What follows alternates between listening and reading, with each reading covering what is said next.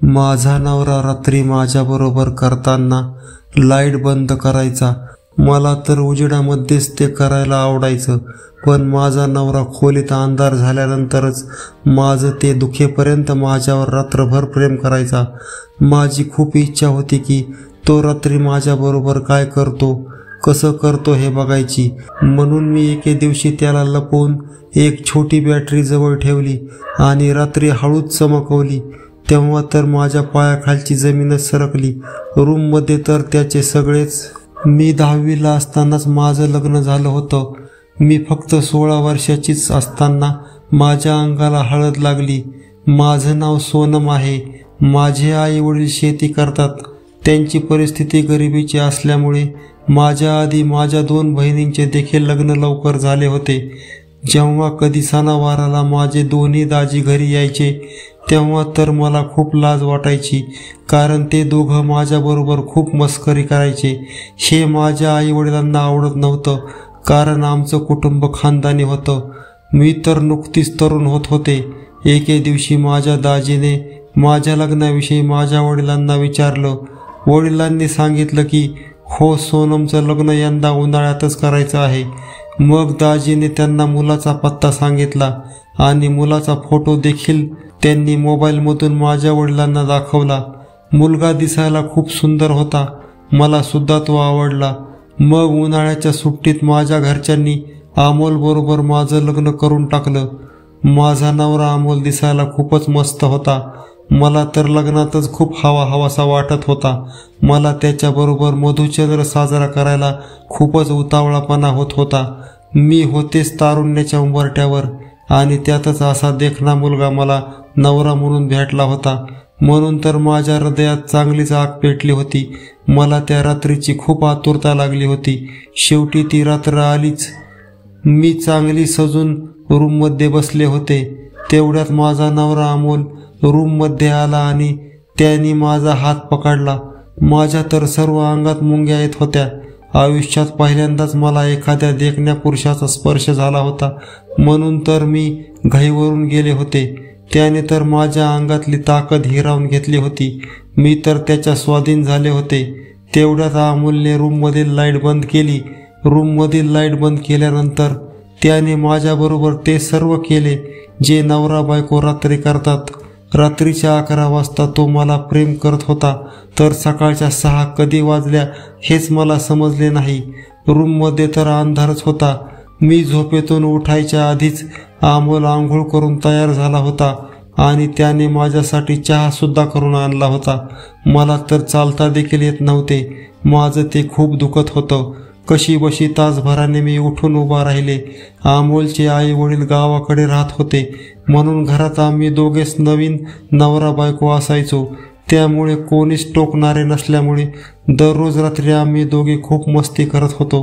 मला तर उजेडातच मस्ती करायला आवडत होतं, पण माझ्या नवऱ्याला लाईट बंद केल्यावरच मस्ती करायचं सुचत होतं. कित्येक वेळेस माझी इच्छा होती की रात्रीचं ते करताना अमोलला लाईट चालू करायचं सांगावे, पण मी तसं बोलू शकत नव्हते. जर मी तसे काही म्हणाले असते तर अमोलला माझ्याविषयी काहीतरी वेगळाच गैरसमज झाला असता. त्यामुळे माझी ही इच्छा मी मनातच दाबून ठेवत होते. पण रात्री लाईट गेल्यानंतर अमोल रात्रभर माझ्याबरोबर खूप वेगळं करत होता. मला तो भरपूर सुख देत होता, पण अंधारात काही दिसतच नव्हतं. मला अमोलचं सौंदर्य डोळ्याने बघायचं होतं, पण त्याला तर लाईट बंद केल्याशिवाय काही सुधरतच नव्हतं. माझी दररोजची दिनचर्या अशीच जाऊ लागली होती. आता माझ्या लग्नाला जवळजवळ 6 महिने होऊन गेले होते. आठवड्यातून 3 दिवस लाईट बंद करून रात्रभर अमोल माझ्याबरोबर प्रेम करायचा.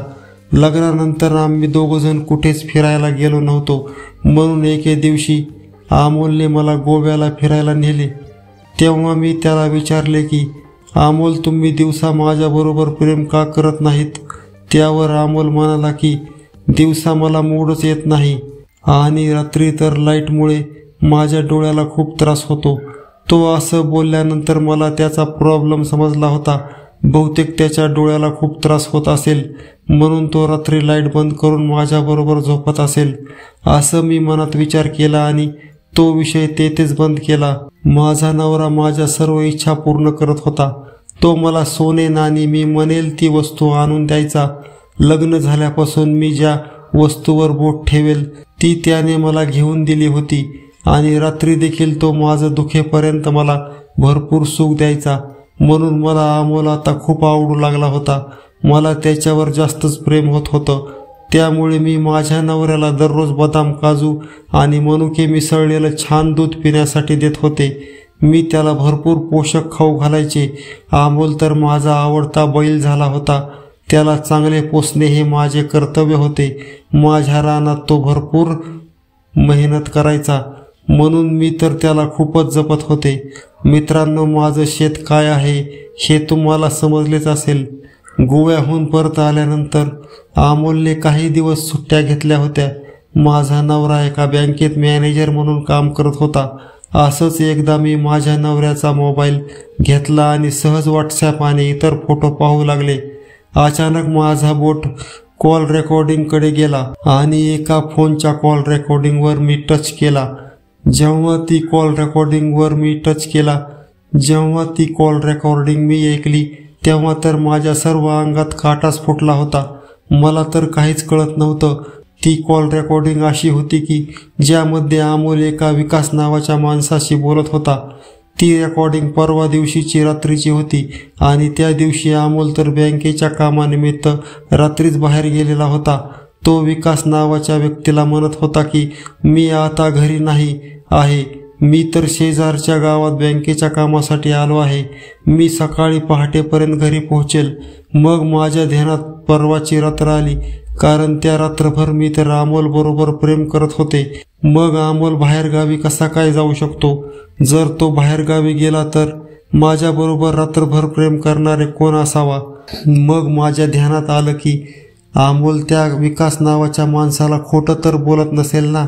अमोल घरीच असेल माझ्याबरोबर, पण विकास नावाच्या माणसाला वेड्यात काढण्यासाठी तो बाहेरगावी गेल्याचं नाटक करत असेल तर? अशा प्रकारचे वेगवेगळे विचार माझ्या मनात येऊ लागले. माझ्या मनात वेगवेगळ्या शंका येऊ लागल्या होत्या. परवा दिवशी रात्री तर माझी ती जागा दुखेपर्यंत अमोलने मला प्रेम दिले होते. लग्नाच्या 6 महिने झाले होते. अमोल माझ्याबरोबर लाईट बंद करूनच करायचा.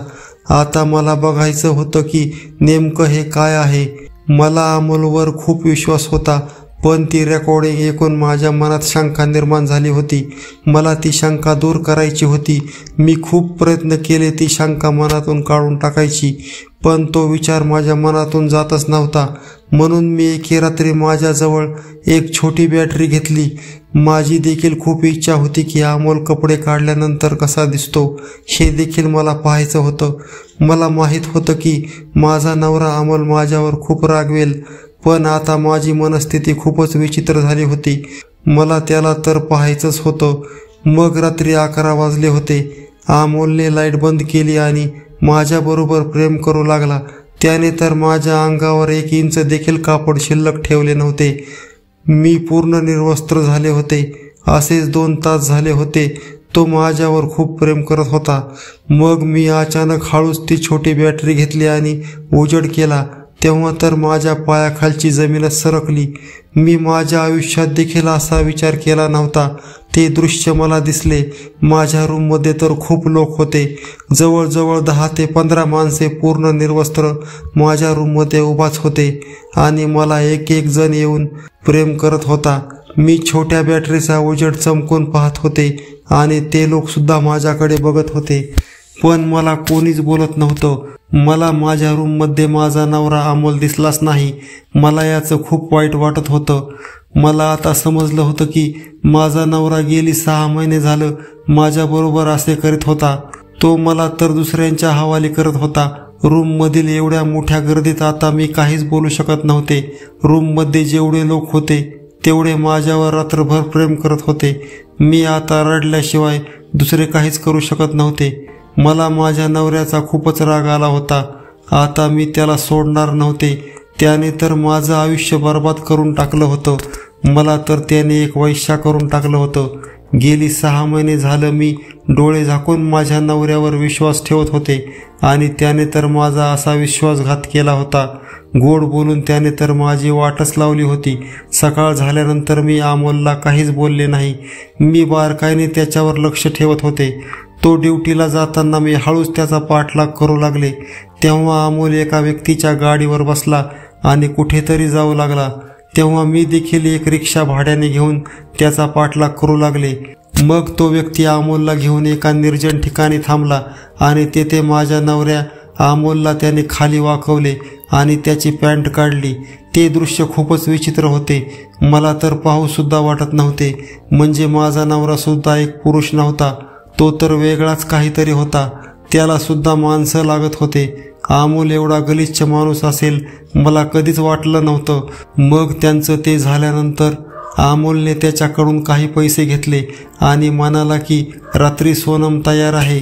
मी सगळं लपून पाहत होते. असं अमोल बोलताच समोरील व्यक्तीने अमोलच्या हातात खूप पैसे दिले आणि म्हणाला की हो 7 लोक आहेत, ते आज रात्री येतील. म्हणजे अमोलने माझा सौदा केला होता आणि गेली 6 महिने तो माझ्याबरोबर असंच करत होता. त्याने तर मला एक उपभोग्य वस्तू करून टाकले होते. आता अमोलचे सर्व काही सत्य मला माहीत झालं होतं, पण त्याचा काही उपयोग नव्हता. आता माझ्याकडे काहीच उरलं नव्हतं. मी तशीच घरी गेले. जेव्हा रात्र झाली तेव्हा तो खेळ माझ्याबरोबर सुरू होणारच होता. अमोलने लाईट बंद केली. तो खेळ सुरू झाला. तेवढ्यातच दरवाजावर टकटक असा आवाज आला आणि कोणाचे तरी जोराने दरवाजावर एक लाथ पडली. तेव्हा दरवाजा मोडला आणि रूममधील सर्व लाईट चालू झाली. समोर पाहिले तर माझ्या रूममध्ये पोलिसांचा ताफा आला होता. कारण अमोलचं खरं रूप पाहून मीच पोलिसांना फोन केला होता. कारण पोलिसांना माझ्या नवऱ्याला रंगे हात पकडायचं होतं. आता माझ्या रूममध्ये पूर्ण निर्वस्त्र 7 लोक होते आणि तिथे अमोल सुद्धा उभा होता. अचानक पोलीस पाहून आणि झालेला उजेड पाहून अमोल तर हैराण झाला आणि माझ्याकडे पाहू लागला. तेव्हा मी तशीच आले आणि अमोलला खूप मारू लागले. त्याच्या कानाखाली मी खूप मारल्या आणि त्याचा गळा पकडला. मला तर त्याचा जीवच घ्यायचा होता, पण पोलिसांनी मला अडवले आणि तेथील सर्वांना ताब्यात घेतले. मी पोलिसांना विनंती केली की माझ्या नवऱ्याला चांगली शिक्षा करा. त्याने तर माझं जीवनच बर्बाद केलं होतं. मला तर कुठेच तोंड दाखवायला सुद्धा त्याने जागा ठेवली नव्हती. मी असं माझ्या नवऱ्यावर डोळे झाकून विश्वास ठेवायला नको होता. आता मी तर माझ्या आईवडिलांकडे देखील जाऊ शकत नव्हते आणि कोणत्या तोंडाने तिकडे जाऊ. गावातील लोक तर माझ्या वडिलांवर हसले असते. म्हणून मी याच गावात एकटीच राहू लागले. कधीही कोणावर विश्वास ठेवताना 100 वेळेस विचार करावा. कोण कधी धोका देईल काहीच सांगता येत नसतं. गेलेली वेळ कधीच परत येत नाही आणि गेलेली इज्जत सुद्धा परत मिळवता येत नसते. मी तर सुखाच्या संसाराचे स्वप्न बघितली होती, पण मला काय माहीत होतं की माझा जोडीदारच एवढा नीच निघेल. त्यामुळे जोडीदार पाहताना खूप विचार करावा. जोडीदार पाहताना हँडसम असो किंवा नसो, पण मनाने चांगला असावा. शरीराने सुंदर तर कोणीही असते, पण आयुष्यभराचा जोडीदार बायकोच्या इज्जतीसाठी जीव देणारा असावा. मनाचे सौंदर्यच आयुष्यभर सुख देत असते. माझ्या मित्र आणि मैत्रिणींनो, कशी वाटली तुम्हाला ही कथा? आवडली तर लाईक करा, शेअर करा आणि आमच्या चॅनलला सबस्क्राईब करा. धन्यवाद मित्रांनो.